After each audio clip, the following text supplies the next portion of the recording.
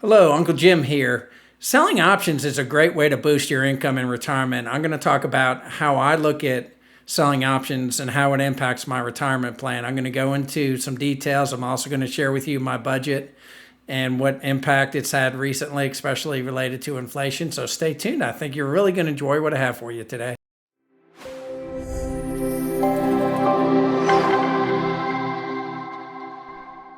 Okay, let's go ahead and get started. At the beginning of my videos, I do like to give a quick market update. The market was down yesterday. It's also down today. ADP came out with a new report showing that jobs are very plentiful and the jobs number is probably going to be pretty good, meaning there's still a lot of people finding jobs and unemployment isn't really going up very much. I do think that's probably going to impact what the Fed decides to do. So I'm changing my mind. I know in the last few videos I've been thinking they won't increase. I'm actually thinking they may increase in July, later this month, or possibly next month. I believe their next meeting is later this month, but if it's not and it's in August, they'll probably raise in August and then, get a feel for the market at that time. I don't think they're going to continue raising much more. I don't think they can go much higher. And it's having a pretty dramatic impact. I know with what loans I do have gone up quite a bit. I have a HELOC and I think I'm paying over 8%, maybe 8.25%. And also I have a loan on my home that also has gone up. It's variable rate. So those are by far the biggest increases I've had in the last year and a half since they've been raising rates. So I think short term, maybe one more increase, and then I think they may be done. But you never know. The other news, like I mentioned in my prior video, China's going through a real rough time demographic wise. And I think more and more companies are realizing that and they're onshoring. So there is a lot of demand for, creation of factories here in the U.S. And I think that's going to continue. I think more and more factories are being moved out of China and brought to other countries as well as being brought back to the U.S. I think the numbers are showing that. So, and then the economy in general is kind of a mixed economy. Even though we still have high inflation, the economy seems to be doing pretty well. So just wanted to share that. I still think the market's going to kind of go sideways. I don't think we're going to hit a bull market. Like today, it's down quite a bit. I think we're going to have that. We're going to have up weeks and down weeks. And it's interesting. It seems like this week will be a down week and next week will be an up week. It's almost like each week is the reverse of what it was the week before. At least that's what it seems like when I look at it. But so let's jump into this video and the main key points for it, which it kind of relates to my video last week where I talk about all the different cash flows you can have with your investments. And it really ties in nicely for your retirement. For me, before I started to really sell options, the only kind of income I could have were dividends or maybe appreciation on my assets where I'd have to sell some assets. But being able to pick up premium, from covered calls or from vertical put credit spreads or cash secured puts has really made a big difference for me. I'm averaging pretty close to $4,000 a month. I didn't make that last month in June. I did the previous month in May. I think I was 4,300 and something in May, and I think I was 3,700 last month. This month's had a slow start mainly because of the 4th of July. I was hoping to trade Monday morning, but I got preoccupied and never got on the market on Monday or Tuesday, of course, with it being a holiday. And today I did make a trade yesterday, but I haven't made a trade today yet. Maybe after this video I will. So I don't know. I figure I'll probably be trading a little bit less during the summer just because of all the stuff going on and family vacations and things like that. So having those additional cash flows makes a big difference, and it does impact my decisions when I'll take Social Security. Now, at this point in time, I'm planning to take Social Security probably at 67, which would be 10 years from now. Now, if my health changes, I might change that. I might take it earlier if I feel like my health won't be real good and maybe I won't. I think the break even's around 81, 82. If I don't think I'm going to live into my early 80s, then I might change it and take it as early as possible. But right now, my thinking is probably around 67. And then, I probably will. Well, I don't know that I'll ever fully retire. I like to work, but I'm only wanting to do the things I like to do versus the things, that I have to do to get a paycheck. And that's kind of what I've been doing. I think I'll probably do less development work, more YouTube stuff, more investment stuff. I do enjoy doing this. I do enjoy teaching others. I'm by no means, an expert at this. I'm probably more on the basic intermediate level, but I do like to share what I've learned so far. And then when people join me, either in my memberships or subscribing through my YouTube channel, they kind of get a feel for what it's like, what you can do, what you can't do. And you can go back and watch my videos and see the mistakes I've made because, that's part of life. We're all going to have some bad trades. And I think I went over a year without having a bad trade. And then I had a few, so you learn from it, you make changes. To me, it's slow and steady. So in relation to my retirement planning, now that I have this other income, again, my monthly average is pretty close to $4,000 for premium coming in from selling options. Then I have another $2,000 in dividends, and that pretty nearly covers my budget. Now, I also do part-time work development-wise, so I can kind of fluctuate. And probably what I'll do is, even though I won't be fully retired, I'll probably keep accessing my brokerage accounts at first before taking Social Security. And then also I'll probably pull from maybe some of my IRAs once I hit 59 and a half. Once I hit 59 and a half, I'll look at that as well as my 401ks. And then what I'll leave for last is the Roths, since they can grow tax-free. I'll probably look at hitting those last. And of course, Social Security last too, or even after the Roth accounts. And I'll talk a little bit more about that in my budget. I'm going to share at the end of this video the budget that I like to use, why I like to use it. It ties in with the 4% rule, or depending on you, the 3% rule. If you're not familiar with that, it's just that you can potentially live off of 4% of your portfolio and it would last forever. And that's pretty much what I found. And, the lower you go, if you do a 3 to 3.5, it's almost guaranteed. If you go up to a 5 or 6, and I've heard people say not a 4% rule, they may say a 4.5% rule. I've even heard people say 5 or 6. And then you also fluctuate it yearly with inflation, and depending on what happens with your portfolio, you may take less or you may take more. But it's a good rule of thumb. It's by no means, a perfect strategy. It's just something else that you can look at just to see if you have enough money, because I believe a lot of the financial media tries to scare people to death. They try to make you think, well, you can't retire unless you have $5 million. You can't, you need all these assets and blah, blah, blah, blah. I find that that's not necessarily true, depending on your expenses. And that's the other side of this whole talk about cash flows and income, bringing in income, is your budget. I have a budget. I stick to it pretty well. It can be difficult at times. Sometimes we have surprise expenses. Like last month, I had tires I had to get on my car. I think 6 months ago, I had to get a new fridge. So you do have those surprise expenses.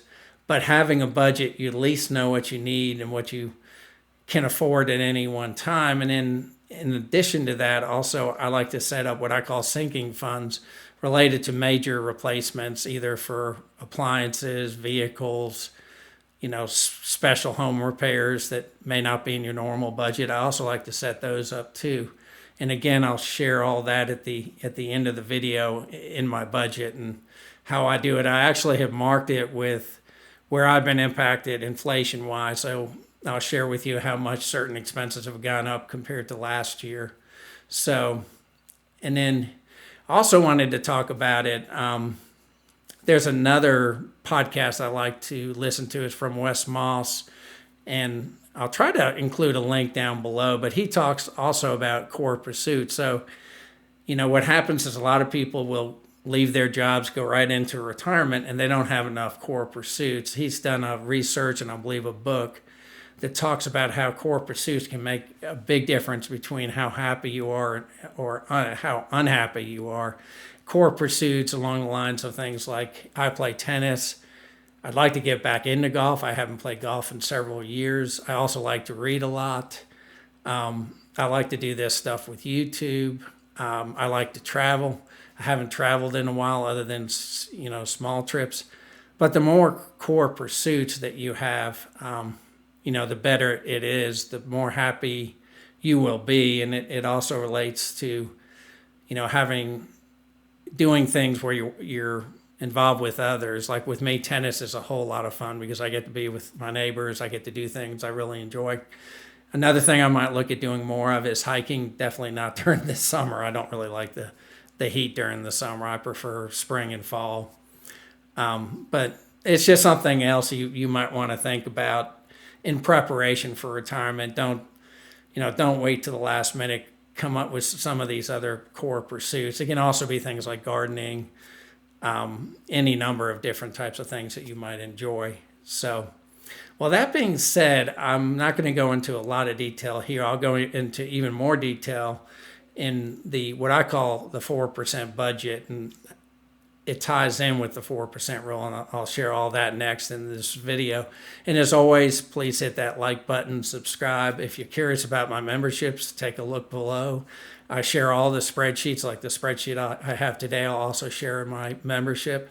So take a look. It may be something you're interested in. So, well, that being said, let's turn to the next part of the video, and I'll go over my budget and how I work it and how it ties in with the 4% rule. So let's go ahead and jump in. Okay, here's my monthly budget. This is what I like to use for planning.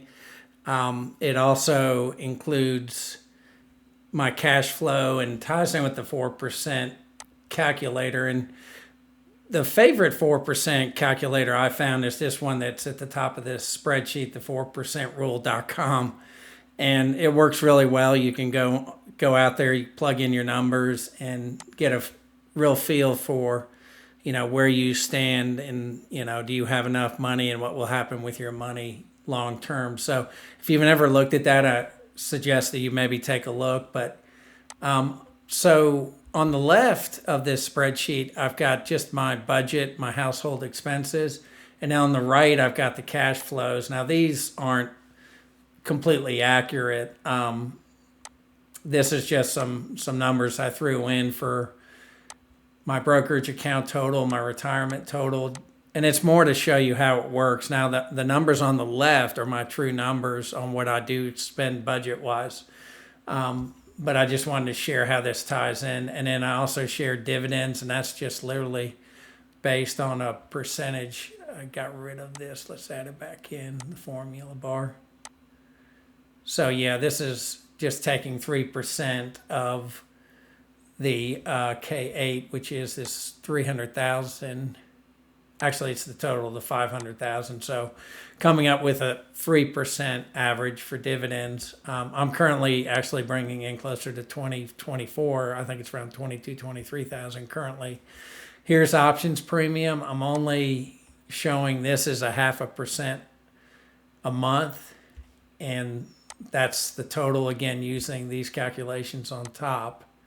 So it's looking at $2,500 a month based on 0.5% a month. Now, I've mentioned in my previous videos that I've been able to do between 1% and 3%. So this is kind of a laid back approach. This is a safer approach, just assuming that I'm going to make less than I really will.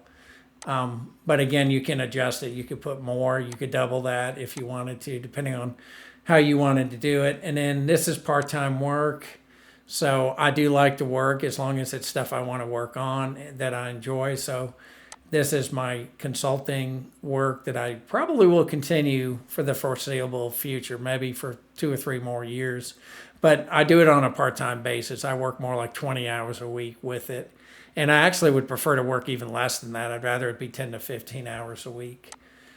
And then this is like retirement money 3% rule, and this is using different value, case 6. So it's actually increasing. It may be taking a little bit more out.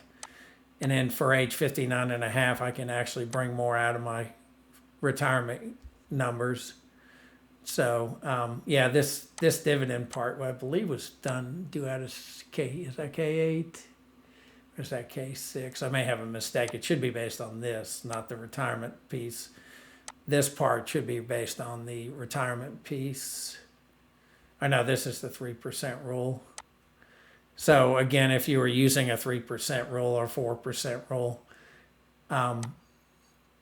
actually I'm using a 4% rule, so this should be changed to 4. So let's change that. Let's also change it here. So you can see I play around with this quite a bit. So, and then these values are, 4%, and then 4%. So, and you'll see it's used down below. So yearly income, that ends up being $65,000 a year. So it's K10 through K12, which is these values, K10 through K12. And that's pretty close to what I do make currently. And then, so monthly is $54.16, yearly, the true budget, which is the bottom on the left, and I'll go through those numbers next. So I'm spending about $5,000 and I'm bringing in about $5,400 with a net of $329.35. So I do have a little bit extra in the budget. And again, this doesn't include any of the other accounts that I might need for special things that occur. I do have an emergency fund that I typically will use for those funds. And then at 59 and a half, that's when I can access, my 401k, my IRAs. At 59 and a half, you can start withdrawing from those. So I have that opportunity and I might actually do it. So at 59 and a half, I'm looking at increasing by pulling more funds out of my retirement account. So at that point, I would be adding these two in. So it's K25, which is right here, 85,000. So it's summing K10 through 15. So here through here. And I would be bringing in 85,000 at that time. So actually more when I'm retired at 59 and a half, which equates to 7,000. Now I do put a little bit of an adjustment in here for inflation. So the net's a little bit higher, but it gives me kind of a basic idea that, and again, I would probably postpone Social Security unless I have health issues and primarily focus on my brokerages, IRA and 401k. And I probably will not touch the Roth until I need it later, potentially, if I need it later. And then at full retirement age, which is 67, and this actually, my latest statement, which is right here, 2216, is what the Social Security Administration was showing that I would get on a monthly basis with full retirement. So the big difference with that is it takes this and then includes my additional Social Security numbers, or what I would get from Social Security taking it at 67. I might even push it back to 70, depending on my health. And the reason I'd say that, I've had health issues in the past. Back when I was 25, I had a pretty serious form of cancer. So you just never know. Things could change in a moment's notice. So again, if my health changes, I definitely would take Social Security earlier. And then again, I adjusted the budget inflation-wise, and I'd still be bringing in more than I need at that time. And this is also hardly touching my accounts. So my son would end up inheriting a lot from me over time. And that's my goal. That if, one thing I don't want to do, and I've heard other people have done this, that they don't have enough fun in their golden years or their gray years, and they end up passing away with a lot of money that passes to the next generation. I do want to pass a lot to my son, but I also want to have a good time. I want to travel. I want to spend time with friends and start playing golf again, and do those kinds of things. So this is the income side of it, and it's helped me with determining, what would work, and also using that calculator I talked about has made it a lot easier. And being able to, bring in a fair amount of money with premium from selling options has been a huge benefit to me. And then when you pair that with dividends, it just kind of makes you completely financial independent, and you can really do the things you want to do, not the things you have to do. So here's my actual budget, and these are numbers, so my homeowners dues or association dues are $700 a year. They've stayed pretty steady. We have not increased them. I don't know if we're going to have an increase this year, but this is what I paid, $700. It should be $700, not $699.95. Homeowners insurance, it's gone up. So these that are colored are the ones that have gone up, and I figure most people have had the same situation. So it's gone up 14% compared to the previous year. Renters insurance, I do not have renter. I don't rent, so that doesn't really need to be there, but I've left it from my original spreadsheet. Real estate tax, now that's gone up a lot. This year alone, it's gone up 15%, and I believe it went up 15% last year too. So, and it's almost $5,500 a year. So, and again, I just got that. I may try to see if I can contest it, but I don't know. A lot of the homes here in Atlanta, we literally, every time a house goes on the market here in Forsyth County, Georgia, it sells right away. I don't think we just had one went on the market, and I think it sold within a day or two, and we currently don't have any other homes for sale. Internet access, it stayed about the same. It might have gone up slightly, but I've left it the same. Household maintenance, now that has gone up. I need to do more work around the house, and I think painting has gotten a little bit more expensive too. Majority of this is for getting the house painted, and the quotes I've gotten recently have definitely been higher than they've been in the past. Now furniture and appliance, also I got painting and wallpapering. That kind of ties in with the $3,900. I've got maid and cleaning services. This may be something I'm going to add since I'm divorced and it's just my son and I. I really do need to have a cleaner come in. So this may be a future expense that I look at. Lawn service. This is mostly for chemicals. I am cutting my own grass, and I do need to hire someone to help me with the bushes. I have a very steep hill, and last time I tried to trim it, I fell a few times, so I have to be careful with that. Trash removal, it's gone up. I did not note it here, but I may look at other options to lower it. Some of these others have stayed the same. Like this house is very well insulated. So the utilities haven't gone up much. Same thing with gas and propane, which I think a lot of other states or people in other states have had much larger increases. Water and sewage has stayed the same. And pretty much all the utilities, I haven't seen or haven't noticed big differences. So that may change this fall, but so far it hasn't changed much. Now, where I've been hit hard this year, our car insurance is up quite a bit. I do have, he just turned 20, but my son was a teenager, and that always will devastate you insurance-wise. But I pay nearly $4,000 a year, $347 a month, and it went up 20% from the previous year. Gas and oil has gone up. Again, another 20%. He's got a truck that doesn't get really good gas mileage, but between him driving and me driving, and then the truck, like I said, I think it's $80 to fill it up or something.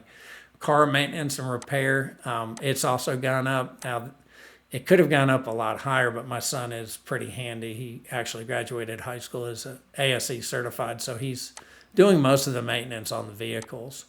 Car licenses and stickers, that really hasn't changed. Cell phone really hasn't changed much. I've been with T-Mobile and it's worked out pretty well. It's right around 40, 46 a month. Clothes, I don't spend much on clothes, which I probably should spend more. Home loans, now this has gone up probably more than anything else. It's gone up. Like my HELOC went, I think, from 3.25 to 8.25 or something. So I've been hit really hard with this. And then I also have I have like 2 HELOCs, and the other one has also gone up, but not quite as much. So those alone have gone up 60% just this year. The other one is entertainment. I've kept it the same. I have a little more control over that. Food and groceries has gone up maybe 10% this year. part of that is because I do shop a lot at Costco, and Costco's prices have stayed, from what I've seen, they're about the same as they were last year. I'll go have lunch there a lot too and have the hot dogs and, a slice of pizza that's pretty inexpensive. But, so food's gone up, but not as crazy as I thought it would have. Now, I may be miscalculating this number. I might need to do it again. It may be a little bit higher, but I don't think it's over 20%, but it's probably closer to 15%. Now, gifts and hair, that really hasn't changed. I haven't changed those. Pets, about the same. Everything else here, restaurants, I've kept that about the same. We don't eat out very much. Stamps and stationery, pretty much everything else has stayed pretty much the same. Some went down, dental insurance. I did get rid of dental insurance. I did buy like some kind of a discount package for our dental. So that went, I think that was $27 a month. So that's completely gone. And then drug and prescriptions, I don't know. It seems like they've gone down. Some of the generics I've been able to pick up really cheap. So that's gone down too. So overall, I think I'm up about 10% across the board. So I think last time I did one of these videos, it was around $4,500 a month. Now I'm over $5,000. And there's probably a few things I've forgotten. I did have some big medical bills this year that aren't reflected on here, which probably would add another $500 to it, but hopefully we won't have those going forward. And it's part of the emergency fund that I like to put together. So this is what I have. This is how I do it on a monthly basis. I probably don't look at it every month, but every couple of months I will, and I'll change things and just see where I stand and if I'm doing okay at that time. So that's it. This I didn't go into a whole lot of detail about selling options. I wanted to share with people, to me, close to retirement, it's really important to plan well. And having options and the boost in income they provide really can make a big difference in your planning. And you really don't need as much as a lot of these media people or financial gurus kind of say you do. I think Susie Orman came out with a huge amount that supposedly you needed to retire. I had mentioned Wes Moss earlier. I think his book talks about if you have $500,000 and you have a paid-for house, you can retire. I'll try to include a link below to his stuff. So if you're curious about him, he was actually a financial planner for me probably 6-7 years ago. He was new to the firm at that time, and I think I left them and took it over myself around that time. So I hope you enjoyed this. As always, if you have any questions, comments, concerns, please add a note below. And as always, have a wonderful day.